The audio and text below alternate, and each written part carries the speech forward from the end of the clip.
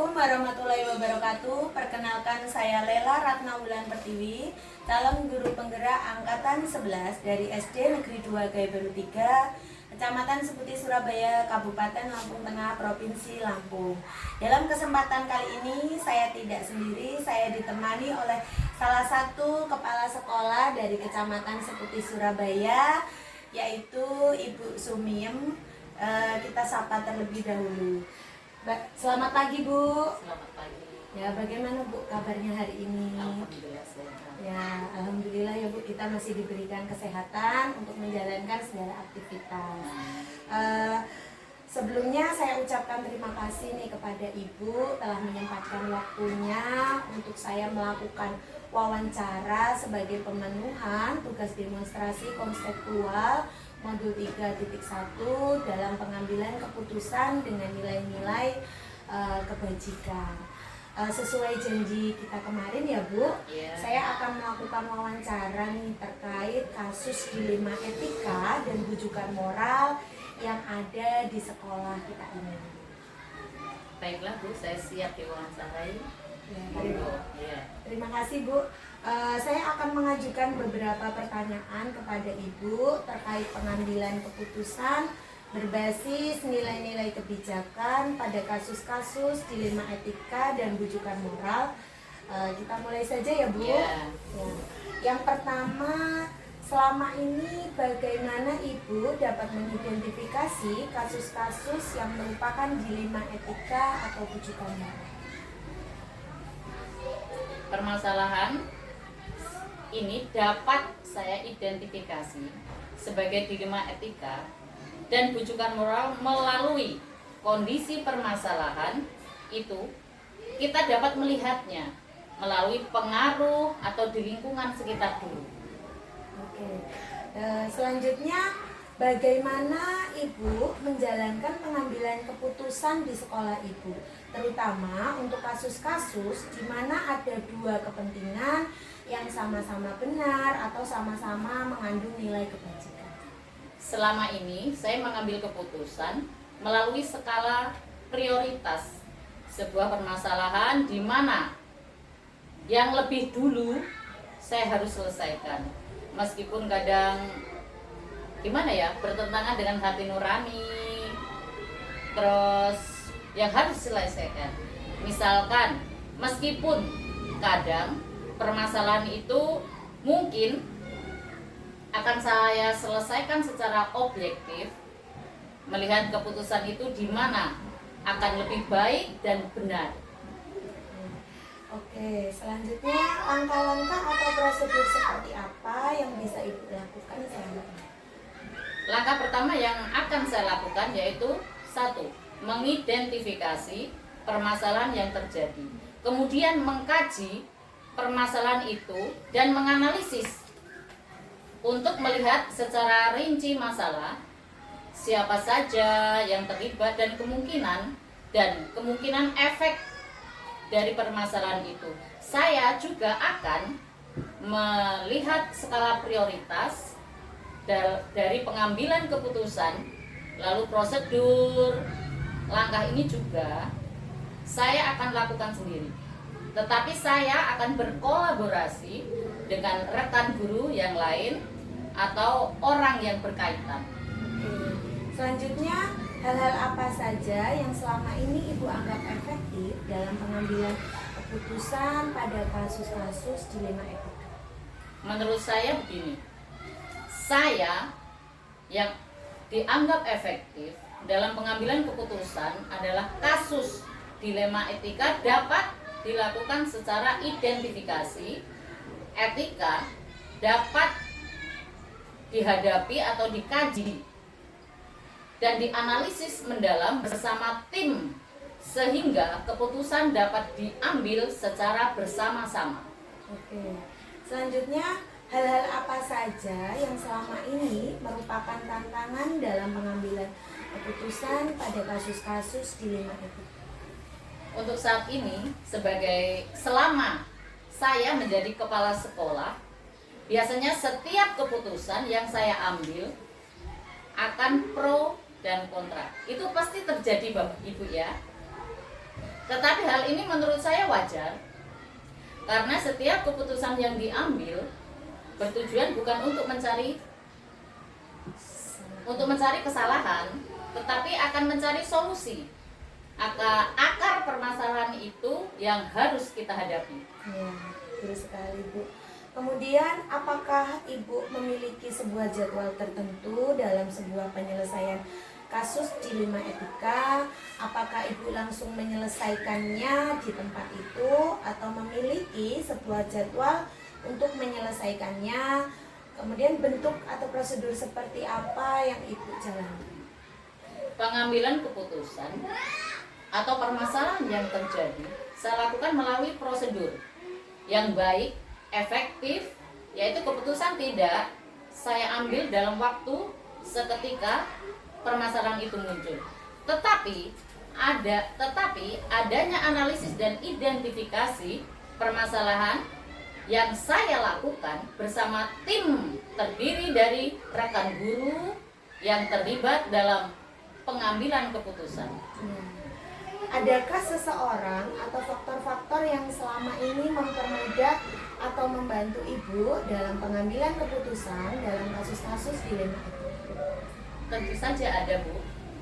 Saya tidak mungkin mengambil keputusan itu sendiri tanpa memperhatikan lingkungan sekitar. Ada beberapa rekan guru senior atau rekan guru yang berpengalaman dalam mengatasi kasus dilema etika yang membantu saya dalam menemukan sebuah solusi dari permasalahan yang terjadi. Kemudian saya juga mengajak rekan guru yang lain bermusyawarah, bekerja sama, dan berkolaborasi untuk mencari solusi yang terbaik. Oke. Yang terakhir Bu, dari semua hal yang telah Ibu sampaikan nih tentang cara pengambilan keputusan dilema etika, pembelajaran apa yang dapat Ibu petik dari pengalaman Ibu dalam mengambil sebuah keputusan dilema etika?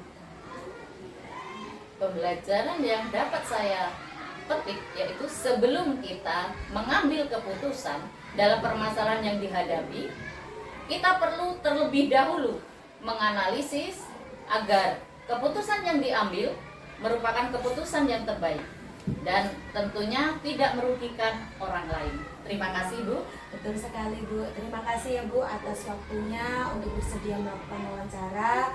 Semoga jawaban yang telah Ibu sampaikan dapat bermanfaat untuk saya. Terima kasih. Saya akhiri. Wassalamualaikum warahmatullahi wabarakatuh. Waalaikumsalam warahmatullahi wabarakatuh.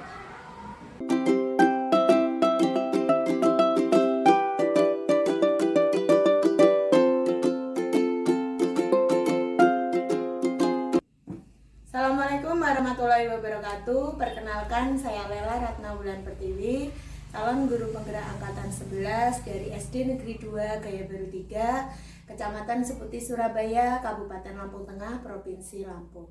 Dalam kesempatan kali ini saya tidak sendiri, saya bersama salah satu kepala sekolah dari Kecamatan Bandar Surabaya, yaitu Bapak Ari Aprianto. Beliau sebagai kepala sekolah di SD Negeri 1 Rajawali. Kita sapa terlebih dahulu. Selamat siang Pak. Selamat siang Bu Lela. Ya, bagaimana Pak kabarnya hari ini? Kabar hari ini alhamdulillah sehat, baik. Ya, alhamdulillah ya Pak, kita masih diberikan kesehatan sehingga kita masih bisa menjalankan tugas dengan baik. Sebelumnya saya ucapkan terima kasih Pak sama Bapak telah menyempatkan waktu untuk kita melakukan wawancara sebagai pemenuhan tugas saya, tugas demonstrasi konseptual dengan pengambilan keputusan berbasis nilai-nilai kebajikan. Kita mulai saja ya Pak. Siap Bu Lela. Pertanyaan yang pertama, selama ini bagaimana Bapak dapat mengidentifikasi kasus-kasus yang merupakan dilema etika atau bujukan moral? Bagaimana saya mengidentifikasi kasus yang dikatakan dalam dilema etika ataupun bujukan moral? Jadi ada beberapa langkah yang bisa saya ambil untuk dapat melakukan identifikasi terkait kasus dilema etika ataupun rujukan moral. Di antaranya yang pertama ada memahami perbedaan antara dilema etika dan rujukan moral. Karena antara dilema etika dengan rujukan moral itu adalah dua hal yang berbeda. Kemudian yang selanjutnya mengidentifikasi nilai ataupun prinsip yang saling bertentangan. Kemudian yang ketiga ada mengidentifikasi tekanan dari faktor eksternal dalam untuk melihat keuntungan dari jangka pendek maupun jangka panjang, atau yang disebut juga dari rujukan moral. Kemudian ada lagi mengevaluasi dampak jangka panjang dan jangka pendek. Selanjutnya ada mendengarkan intuisi dan merasakan ketidaknyamanan. Kemudian ada lagi mempertimbangkan pandangan orang lain. Jadi untuk mengidentifikasi dilema etika ataupun rujukan moral, saya menggunakan kombinasi evaluasi yang bertentangan, mendeteksi tekanan eksternal, merasakan ketidaknyamanan yang mungkin ada, ataupun mempertimbangkan dalam jangka pendek dan jangka panjang. Proses ini tentu sangat membantu saya dalam memastikan keputusan yang saya ambil itu bersifat konsisten dengan nilai-nilai etika dan integritas saya. Seperti itu, Bu. Iya. Kemudian selanjutnya, bagaimana Bapak menjelaskan pengambilan keputusan di sekolah Bapak, terutama untuk kasus-kasus di mana ada dua kepentingan yang sama-sama benar atau sama-sama mengandung nilai kebajikan? Oke, untuk melakukan ataupun pengambilan keputusan di mana di situ ada dua kepentingan yang sama-sama benar ataupun sama-sama mengandung nilai-nilai kebajikan, berikut ada pendekatan yang saya lakukan. Yang pertama itu mengenali dan memahami nilai yang terlibat. Itu adalah langkah yang pertama. Kemudian yang langkah selanjutnya diskusi dan refleksi. Itu bisa secara bersama ataupun dengan tim. Mungkin ketika kita menghadapi sesuatu ataupun permasalahan yang ada, tidak selamanya sesuatu itu harus kita selesaikan sendiri, seperti itu. Kemudian mencari solusi yang seimbang, kemudian juga mempertimbangkan dampak dari jangka pendeknya seperti apa, kemudian jangka panjangnya seperti apa, kemudian menjaga transparansi ya. Kemudian yang terakhir yaitu adanya evaluasi dan refleksi terkait pengambilan keputusan tersebut. Oke, selanjutnya langkah-langkah atau prosedur seperti apa yang biasa Bapak lakukan selama ini? Kalaupun langkah-langkah ataupun prosedur yang saya lakukan, mungkin yang pertama itu ada namanya identifikasi masalah. Kemudian ada juga klarifikasi nilai-nilai pengambilan keputusan sesuai dengan prinsip yang ada. Kemudian saya mengumpulkan informasi yang relevan nih. Selanjutnya juga identifikasi tentang nilai ataupun prinsip yang bertentangan. Selanjutnya ada diskusi maupun konsultasi dengan pihak-pihak tertentu mungkin yang terlibat dalam penanganan kasus tersebut ataupun dilema etika. Kemudian ada lagi evaluasi, jadi tetap kita mengadakan evaluasi, kemudian mengambil keputusan. Tetap di bagian terakhir adanya refleksi, karena refleksi merupakan bagian yang tidak bisa kita tinggalkan dalam bentuk apapun, karena memang itu penting untuk kedepannya, seperti itu. Iya. Selanjutnya, hal-hal apa saja yang selama ini Bapak anggap efektif dalam pengambilan keputusan pada kasus-kasus dilema etika? Beberapa hal yang saya anggap itu efektif ya dalam menangani kasus tersebut. Yang pertama ada namanya pendekatan terstruktur ya. Kemudian keterlibatan semua pihak yang relevan. Kemudian nilai-nilai yang kita ambil dalam menentukan permasalahan tersebut. Kemudian juga konsultasi bisa kemudian kolaborasi. Yang tidak kalah penting juga yaitu transparansi dan komunikasi yang jelas. Selanjutnya, hal-hal apa saja yang selama ini merupakan tantangan dalam pengambilan keputusan pada kasus-kasus dilema etika? Tantangan yang saya hadapi dalam pengambilan kasus dilema etika diantaranya satu itu terkait adanya benturan nilai-nilai yang sama penting. Ada juga tekanan dari berbagai pihak ataupun tadi namanya bujukan moral ya. Kemudian keterbatasan informasi, jadi terkadang informasi yang kita terima belum sepenuhnya nih, tapi kita sudah menyimpulkan seperti ini harus langkah yang kita ambil seperti itu. Kemudian yang terakhir ada resiko dari apa yang kita ambil itu dalam jangka pendek dan jangka panjang. Iya, betul sekali apa yang Bapak sampaikan. Kemudian, apakah Bapak memiliki sebuah jadwal tertentu dalam sebuah penyelesaian kasus dilema etika? Atau apakah Bapak langsung menyelesaikan di tempat atau memilih sebuah jadwal untuk menyelesaikannya? Bentuk atau prosedur seperti apa yang Bapak jalankan? Terkait jadwal ataupun prosedur ya, dalam menghadapi dilema etika, saya sifatnya menerapkan prosedur itu fleksibel.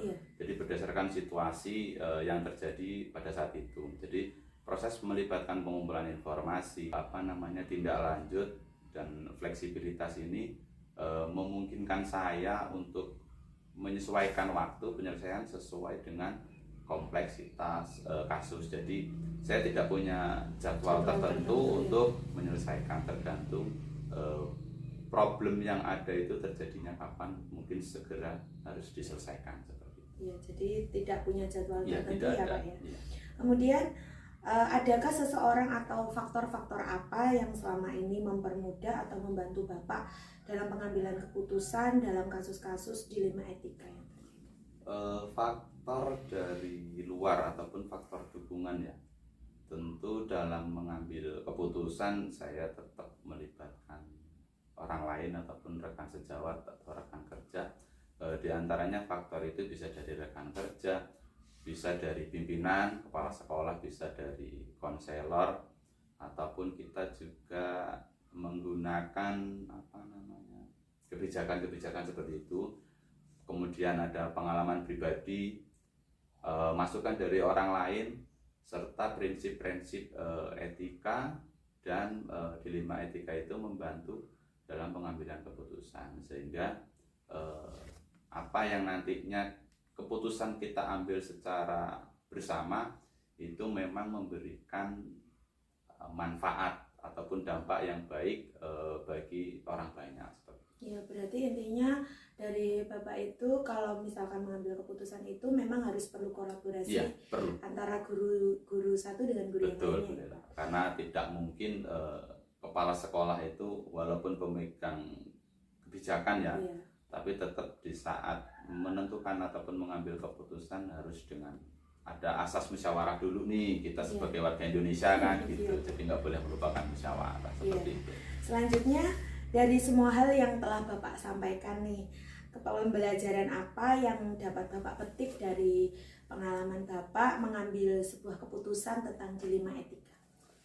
Secara keseluruhan pengalaman dalam mengambil keputusan dilema etika mengajarkan saya akan pentingnya keseimbangan, kemudian konsultasi, kemudian ada refleksi, ada prinsip-prinsip etika yang memang harus kita gunakan, kemudian ada rasa peduli atau empati, kemudian harus bersifat transparan, kemudian juga fleksibel, sehingganya jika di kemudian hari mungkin saya pribadi atau bahkan Bu Lela yang mengalami sesuatu hal yang sifatnya dilema etika, kita setidaknya sudah punya pengalaman saya dulu pernah melakukan ataupun pernah mengalami proses dilema etika dengan proses penyelesaiannya seperti ini.